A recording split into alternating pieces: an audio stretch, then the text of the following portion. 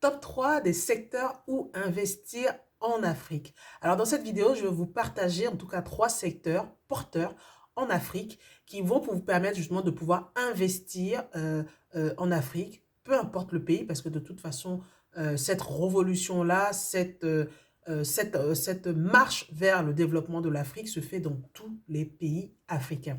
Alors, si vous êtes nouveau sur ma chaîne, que vous ne me connaissez pas, je suis Patricia Touré, je suis investisseur immobilier depuis une quinzaine d'années en France et en Côte d'Ivoire. Et depuis, j'ai créé ma structure qui permet à la diaspora de pouvoir investir en Côte d'Ivoire en toute sécurité. De toute façon, je vous mettrai les différentes informations dans la description de cette vidéo. Alors, top 3 des secteurs où vous devez investir en Afrique. Alors, le premier secteur que tout le monde connaît, c'est l'alimentation et l'agro-industrie.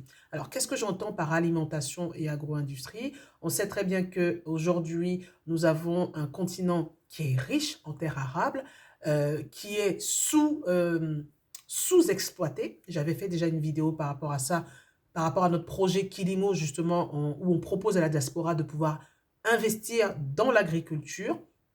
Donc, je vais mettre aussi ces informations dans la vidéo. J'avais expliqué dans cette vidéo justement que les terres arabes que nous avons sont sous-exploitées en Afrique. Effectivement, nous n'avons pas connu notre révolution verte. Souvent, quand les gens font de l'agriculture en Afrique, c'est souvent avec soit des matériaux rudimentaires et on n'a pas industrialisé en tout cas notre agriculture. Et il y a un défi majeur qui se présente à nos portes, qui est déjà là, c'est-à-dire que d'ici 25 ans, on aura 1 milliard de personnes qui vont arriver en plus sur le continent africain.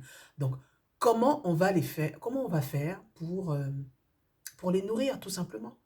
Comment on va faire pour les nourrir?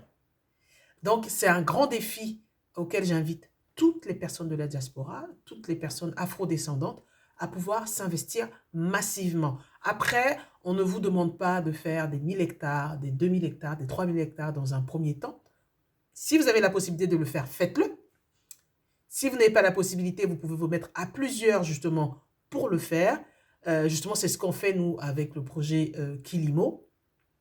Si vous estimez que vous pouvez commencer par 2 hectares, 5 hectares, 10 hectares, commencez déjà avec ce que vous avez. Après, l'agroalimentaire, l'agro-industrie, c'est vraiment large.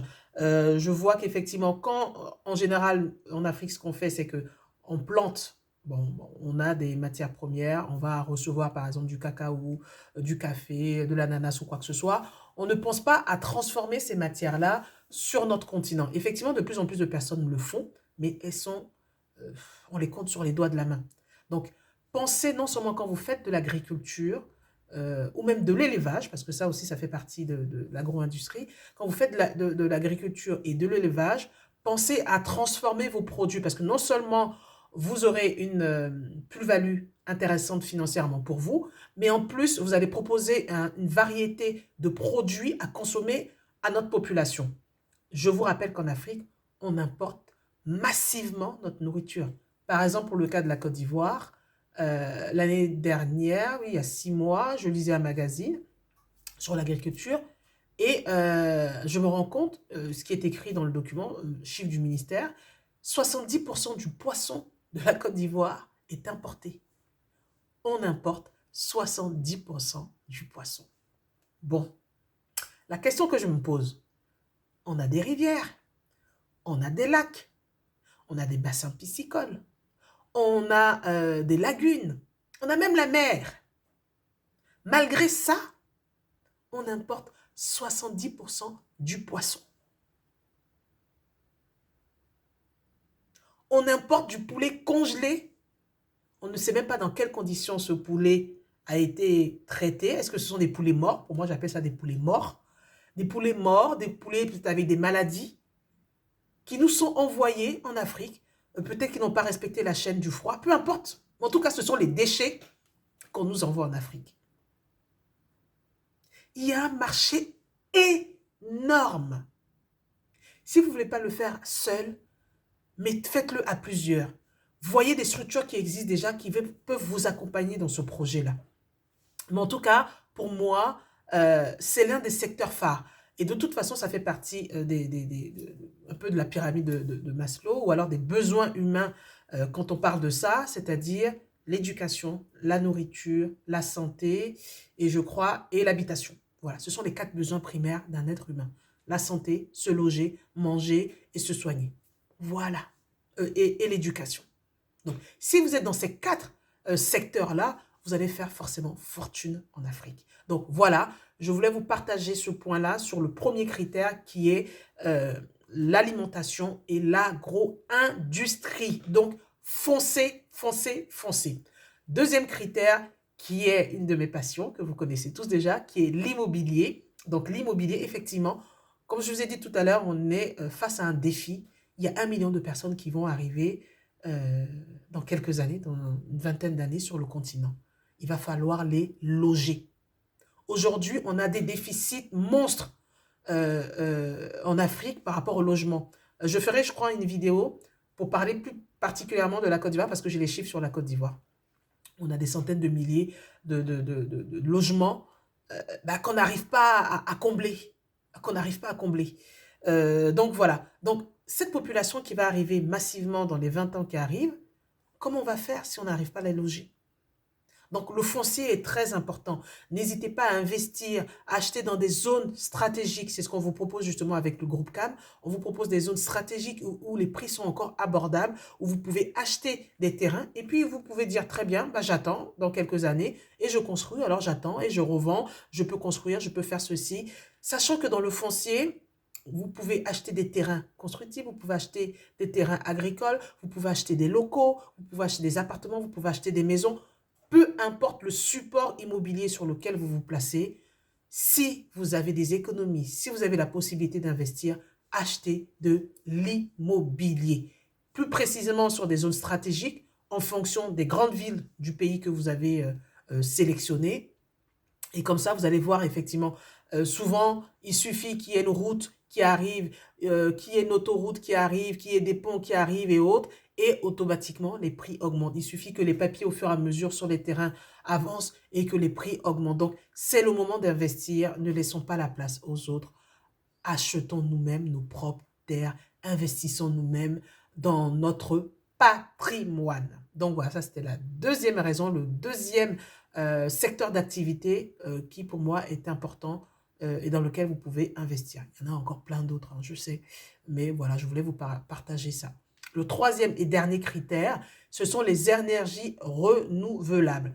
Bon, on sait qu'en Afrique, on a 365 jours par an de soleil, plus le 366e jour quand on est en année bissextile. Alors, qu'est-ce qu'on fait de cette manne? Qu'est-ce qu'on fait de cette richesse, de cet or jaune qu'est le soleil? Donc, en Afrique, c'est simple, hein? On a le soleil à gogo, on a les rivières, on a des fleuves, fleuve du Nil, fleuve Congo, on a toutes les rivières possibles, les lagunes, les lacs possibles. On a aussi, oui, donc pour l'énergie électrique, on a aussi les vents. On a des montagnes, donc on a la possibilité de pouvoir mettre des éoliennes. Donc tout ce qui est énergie renouvelable, énergie verte, il y a un fort potentiel. Aujourd'hui, pourquoi se casser la tête à avoir de l'électricité, on va dire, même nucléaire qu'il y a ici en Europe, parce qu'ils n'ont pas ces moyens d'avoir cette énergie-là solaire à gogo. On a la possibilité d'avoir des panneaux solaires, on a la possibilité d'avoir tout l'électroménager d'une maison avec les panneaux solaires, de pouvoir apporter l'électricité à des entreprises entières, à des bâtiments, à des usines. Pourquoi on ne le fait pas? Parce que nous n'avons pas les infrastructures qu'il faut, malgré le fait que l'État, justement, pousse les entrepreneurs, les investisseurs privés à aller dans cette voie, c'est vrai qu'on n'y pense pas forcément. Donc, moi, je vous donne cette opportunité-là, je vous donne en tout cas cette idée-là, de pouvoir utiliser ce que la nature nous donne, c'est-à-dire le vent, l'eau et le soleil, pour pouvoir profiter de cette énergie renouvelable. Donc, en tout cas, le champ est libre. Et de plus en plus, j'ai entendu parler de plusieurs programmes. Je crois que ça s'était fait, je crois, en Libye. si ma mémoire est bonne, en tout cas, n'hésitez pas à me dire si je me suis trompée ou pas, où il y a, et Maroc aussi qui doit le faire, ce sont des champs de panneaux solaires. Des champs de panneaux solaires. Qu'est-ce qui vous empêche d'acquérir une terre et de pouvoir mettre des panneaux solaires et de pouvoir livrer de l'électricité à des entreprises, à des usines, à des entrepôts, à des familles, tout simplement. Donc voilà, c'est une opportunité que vous pouvez saisir aujourd'hui en Afrique.